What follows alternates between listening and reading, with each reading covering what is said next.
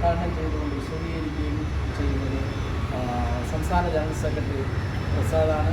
അതേപോലെ തന്നെ ബിന്ദു നമ്മോടൊപ്പമുണ്ട്.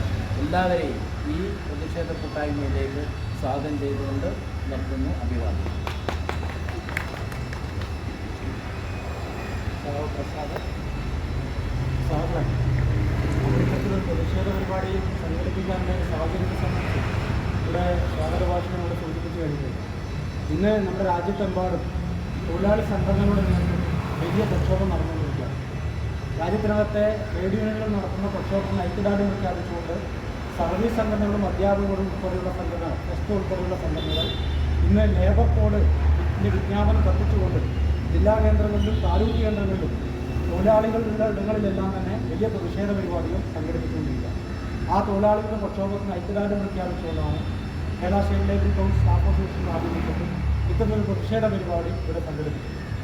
നമുക്കറിയാം, നമ്മളൊക്കെ മുമ്പ് ചെറിയ കാലത്ത് ഈ അമർചിത്ര കഥകൾ വായിക്കാൻ, ബാലരാമ അമർചിത്ര കഥകൾ വായിക്കാൻ, ആ കഥകളിലൊക്കെ നമ്മൾ കാണാറുള്ളത് മനുഷ്യൻ വലിയ പ്രയാസങ്ങൾ വരുന്ന സമയത്ത് ഒരു സ്ഥലങ്ങളിലേക്ക് ഓടിപ്പോവുകയും ഒരു മരത്തിന് ചുവട്ട് അവിടെ നിന്ന് തപസ് ചെയ്യുന്ന സമയത്ത് ഏതെങ്കിലും ഒരു ആൾ പ്രത്യക്ഷപ്പെട്ട് ചോദിക്കും, വത്സ നിനക്ക് എന്ത് വരമാണ് വേണ്ടത്?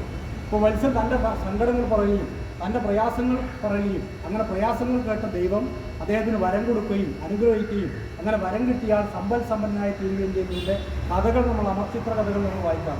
പക്ഷെ ഇന്ന് നമ്മുടെ രാജ്യത്തിനകത്ത് കാണുന്ന, ഇന്ന് നാം അനുഭവിക്കുന്ന ഒരു നേട്ടവും ആരും വരദാനമായിട്ട് തന്നതല്ല. മറിച്ച് നമ്മുടെ രാജ്യത്തിനകത്ത് തൊഴിലാളി പ്രസ്ഥാനങ്ങൾ, നമ്മുടെ രാജ്യത്തിനകത്ത് സംഘടിത പ്രസ്ഥാനങ്ങൾ, അവരുടെ ആളുകൾ ജീവിതവും നൽകി നടത്തിയിട്ടുള്ള ഉജ്ജ്വലമായിട്ടുള്ള പോരാട്ടങ്ങളുണ്ട്.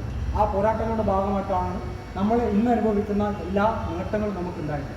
എന്നാൽ ആ നേട്ടങ്ങളെ തന്നെ കാറ്റിൽ പറത്തിക്കൊണ്ട് അതിനെല്ലാം ഇല്ലാതാക്കുന്ന ഒരു നിയമമാണ് നമ്മുടെ രാജ്യത്തിനകത്ത് ഗവൺമെൻറ് നമ്മുടെ നാട്ടിനകത്ത് ഇപ്പോൾ നടപ്പിലാക്കാൻ ശ്രമിക്കുന്നത്. 2020 ഈ നിയമത്തിൻ്റെ കരട് പാർലമെൻറ്റിനകത്ത് അവതരിപ്പിക്കുകയുണ്ടായി. 2020 ഈ നിയമത്തിൻ്റെ കരട് പാർലമെൻറ്റിൽ അവതരിപ്പിക്കുന്ന ഘട്ടം മുതൽ നമ്മുടെ രാജ്യത്തിനകത്ത് തൊഴിലാളി സംഘടനകൾ പ്രക്ഷോഭത്തിലാണ്.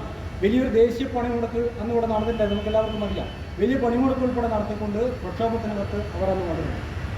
രാജ്യസഭക്കകത്ത് ഈ ബില്ലിൻ്റെ കരട് അവതരിപ്പിക്കുന്ന ഘട്ടത്തിൽ നമ്മുടെ രാജ്യത്തിനകത്ത് പ്രധാനപ്പെട്ട പ്രതിപക്ഷം എന്ന് പറയുന്ന ഇതിനെല്ലാം എതിർക്കേണ്ടുന്ന പ്രതിപക്ഷ പാർട്ടിയായിട്ടുള്ള കോൺഗ്രസ് അതിനെ അനുകൂലിച്ചിട്ടാണ് പാർലമെൻറ്റിനകത്ത് വോട്ട് ചെയ്തത്. എന്നാൽ കോൺഗ്രസിനോടൊപ്പം നിൽക്കുന്ന INTUC എന്ന് പറയുന്ന തൊഴിലാളി സംഘടനയുണ്ട്.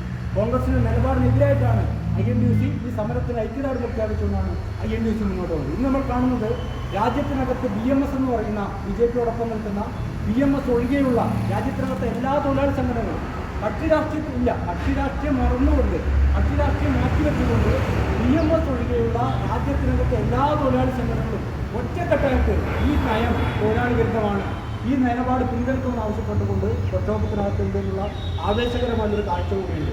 BMS